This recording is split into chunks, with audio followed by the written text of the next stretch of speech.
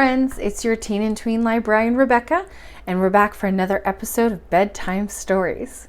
Before we get started with our chapter tonight, I wanted to share some information about some rocks we have heard mentioned in the past, but will definitely be heard from in this chapter. There is there's 4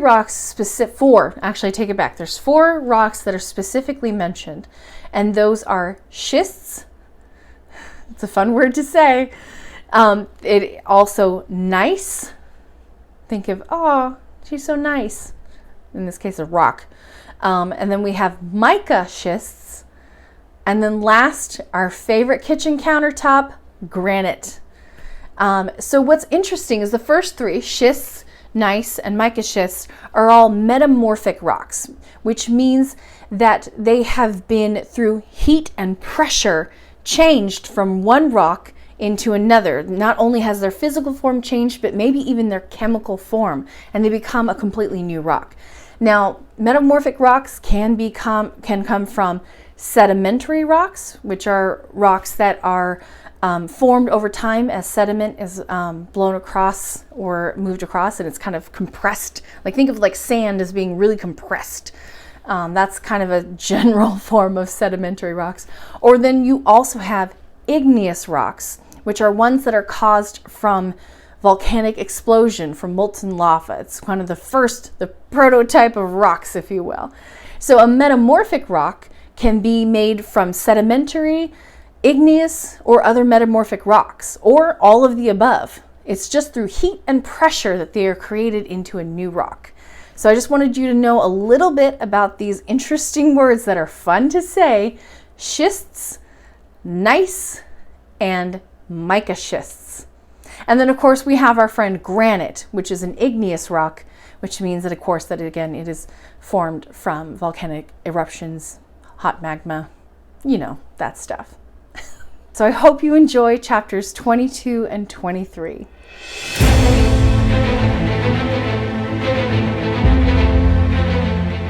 Chapter 22, I Collapse. The descent began again, this time by the new gallery. Hans went first as usual. We had not gone 100 yards before the professor, passing his lamp along the walls, cried, "These are primitive rocks! Now we are on the right track! Forward!" When in its early days the earth was slowly cooling down, the shrinking process produced dislocations, fissures, hollows, and chasms. The passage along which we were walking was a fissure of this sort, through which molten granite once poured. Its countless windings formed an inextricable labyrinth through the primeval mass. The farther down we went, the more clearly the succession of beds forming the primitive terrain appeared. Geologists regard this primitive terrain as the foundation of the mineral crust of the earth, and they have established that it consists of 3 different layers: schist, gneiss, and mica schist, resting on that unshakable rock called granite. Never had mineralogists found themselves in such wonderful conditions for studying nature in situ. What the boring machine, an insensible, clumsy machine, could not bring to the surface of the inner texture of the globe, we were going to be able to study with our own eyes and touch with our own hands. Through the beds of schist, which were tinged with splendid shades of green, there wound metallic threads of copper and manganese, with occasional traces of platinum and gold. My mind lingered for a while on these riches, buried in the bowels of the earth, hidden forever from the covetous eyes of mankind. These treasures had been buried so deep by the convolutions of primeval times that neither the pickaxe nor the mattock would ever be able to extract them from their tomb. The schists were followed by layers of gneiss, remarkable for the regularity and parallelism of its strata, and then by the mica schists, disposed in large flakes which attracted the eye by the sparkle of the white mica. The beams from our lamps, reflected by the tiny facets of the rocky mass, crisscrossed in all directions so that I felt as if I were walking through a hollow diamond inside which the rays were shattering against each other in countless coruscations. About 6 o'clock, this festival of light abated to a noticeable extent and almost ceased. The walls took on a crystallized but somber appearance. The mica combined with feldspar and quartz to form the rock of rocks, the hardest of all, which carries the weight of the four terrains without being crushed.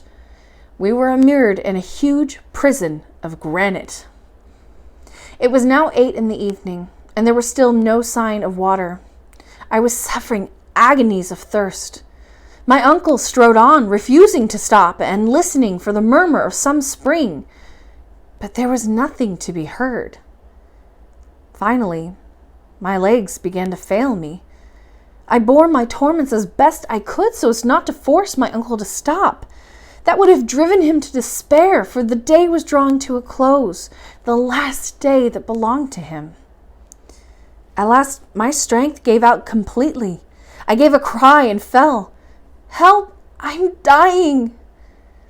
My uncle turned back. He gazed at me with his arms folded and then muttered, "It's all over." The last thing I saw was a frightening gesture of rage before I closed my eyes. When I opened them again, I saw my two companions motionless and rolled up in their rugs. Were they asleep? For my part, I could not get a moment's sleep. I was suffering too much, most of all at the thought that there was no remedy. My uncle's last words, "It's all over," echoed in my ears. For in my present state of weakness, there could be no hope of returning to the surface. We had nearly 4 miles of the earth's crust above us, and this mass seemed to be bearing down with all its weight on my shoulders. I felt crushed, and I exhausted myself in violent attempts to turn over on my granite bed. A few hours went by. A profound silence, like that of the grave, reigned around us. No sound could reach us through these walls, the thinnest of which was 5 miles thick. Yet, in the midst of my drowsiness, I thought I heard a noise. It was growing dark in the tunnel, and as I gazed hard, it seemed to me that I could see the Icelander disappearing with the lamp in his hand. Why was he leaving us? Was he abandoning us to our fate? My uncle was asleep. I tried to give a shout, but my voice could not break through my parched lips. It was now completely dark, and the last sounds had just died away in the distance. "Hans has abandoned us!" I cried. "Hans! Hans!" I shouted these words within me. They went no farther. Yet after the first moment of panic, I felt ashamed of my suspicions of a man whose conduct so far had been above reproach. His departure could not be desertion, for instead of going up the gallery, he was descending it. Treachery would have been to take him up, not down. This reasoning allayed my fears to some extent, and I turned to other thoughts. Only some serious motive would have led that quiet man to forfeit his sleep. Was he on the track of some discovery? Had he, in the silence of the night, heard some murmur which my ears had failed to detect? And that's the end of chapter 22. Chapter 23. We find water. For a whole hour, my delirious brain passed in review all the reasons which might have roused the quiet huntsman to action. The most fantastic ideas got tangled up in my mind. I thought I was going mad. But at last I heard the sound of footsteps in the depths of the abyss. Hans was coming up again. A flickering light began to glimmer on the walls, and then came round to the nearest bend in the corridor. Hans appeared. He went up to my uncle, put his hand on his shoulder, and gently woke him. My uncle got up. "What is it?" he asked. "Warten," replied the guide. It would seem that intense suffering can turn anybody into a polyglot. I did not know a single word of Danish, yet I instinctively understood the word our guide had uttered. "Water! Water!" I cried, clapping my hands and gesticulating like a madman. "Water?" repeated my uncle. "Var?" he asked the Icelander. "Nedat," replied Hans. "Where? Down below?" I could understand everything. I seized the guide's hands and squeezed them while he gazed calmly at me. We got ready quickly and were soon making our way down a corridor with a slope of 1 in 3. Half an hour later, we had gone 1.25 miles and were 2,000 feet farther down. At that moment, I distinctly heard an unfamiliar sound traveling through the granite walls, a sort of dull rumbling like distant thunder. During this first half hour of our walk, seeing no sign of the promised spring, my fears had been reawakened. But now my uncle explained the origin of the noise I could hear. "Hans was not mistaken," he said. "What you can hear is the roar of a torrent." "A torrent?" I exclaimed. "There's no doubt about it. A subterranean river is flowing around us." We hurried on, spurred on by hope. I no longer felt tired. This murmur of running water had already refreshed me. The torrent, which for some time had been over our heads, was now roaring and leaping along inside the left-hand wall. I kept passing my hand over the rock, hoping to find traces of moisture or damp, but in vain. Another half hour went by, and another 1.25 miles was covered. It now became clear that the guide had gone no further during his absence. Guided by an instinct peculiar to mountaineers and water diviners, he had, as it were, felt this torrent through the rock, but he had certainly not seen any of the precious liquid or quenched his thirst with it. Soon indeed it became clear that if we went on, we should be getting farther away from the stream, the noise of which was becoming fainter. We turned back. Hans stopped at the exact spot where the torrent seemed closest to us. I sat near the wall, where I could hear the water rushing past me with extreme violence about 2 feet away. But a granite wall still separated us from it. Without thinking, without asking myself whether there might be some way of obtaining this water, I gave way to a feeling of despair. Hans looked at me, and I thought I saw a smile appear on his lips. He stood up and took the lamp. I followed him. He went up to the wall while I watched him. He pressed his ear against the dry stone and moved it slowly to and fro, listening intently. I realized that he was trying to find the exact spot where the noise of the torrent was loudest. He found that spot 3 feet up from the floor. I was tremendously excited, though I scarcely dared to guess what the guide intended to do. But I understood and clasped my hands and hugged him when I saw him seize his pickaxe and attack the rock. "We are saved!" I cried. "Yes," said my uncle in a state of frantic excitement. "Hans is right. What a splendid fellow he is. We wouldn't have thought of that." He was right. This solution, simple though it was, would never have occurred to us. Admittedly, nothing could be more dangerous than to take a pickaxe to this underpinning of the world. What if the wall caved in and crushed us? What if the torrent, bursting through the rock, carried us away? These dangers were very real, but at that moment, no fears of rock falls or floods could hold us back, and our thirst was so intense that we would have dug into the very bed of the ocean to allay it. Hans set about his task, which neither my uncle nor I could have performed. We should simply have struck splinters from the rock in our impatience. The guide, on the contrary, was calm and self-possessed, wearing the rock away with a succession of light blows and producing an opening 6 inches wide. I could hear the sound of the water growing, and I imagined I could already feel the refreshing liquid on my lips. Soon the pickaxe had penetrated 2 feet into the granite wall.